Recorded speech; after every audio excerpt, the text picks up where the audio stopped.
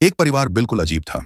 वे पूरे साल नंगे पैर रहते थे, कभी कोई आवाज नहीं करते थे और बातचीत के लिए केवल इशारों का इस्तेमाल करते थे।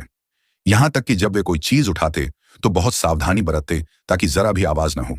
घर से बाहर निकलने से पहले वे जमीन पर बारीक रेत बिछाते थे ताकि उनके नंगे पैर चलने से कोई आवाज न आए।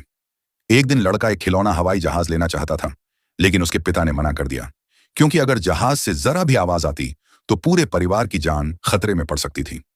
लेकिन जब माता पिता सुपरमार्केट से बाहर निकले तो उसकी बहन अपने छोटे भाई का उदास चेहरा नहीं देख सकी और चुपके से उसे खिलौना थमा दिया। घर लौटते समय लड़के ने खिलौने का बटन दबा दिया, जिससे जहाज की आवाज पूरे इलाके में गूंज उठी। पिता का चेहरा डर से सख्त हो गया। बहन को भी एहसास हो गया कि यह बहुत बड़ी गलती थी। मां घबराकर अपने मुंह पर हाथ रखकर खड़ी रह गई और पिता तुरंत बेटे की ओर भागे। लेकिन तब तक बहुत देर हो चुकी थी, क्योंकि खूंखार राक्षस आवाज सुनकर दौड़ता हुआ उनकी तरफ आ रहा था।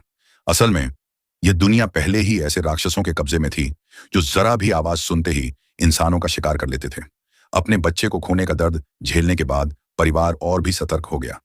राक्षसों की गतिविधियों पर नजर रखने के लिए पिता ने घर के चारों ओर कैमरे लगा दिए। बहन, जो सुन और बोल नहीं सकती थी, खुद को बहुत दोषी मानने लगी, क्योंकि वही थी जिसने अपने भाई को खिलौना दिया था। एक दिन पिता अपने बड़े बेटे को साथ लेकर खाने की तलाश में निकले।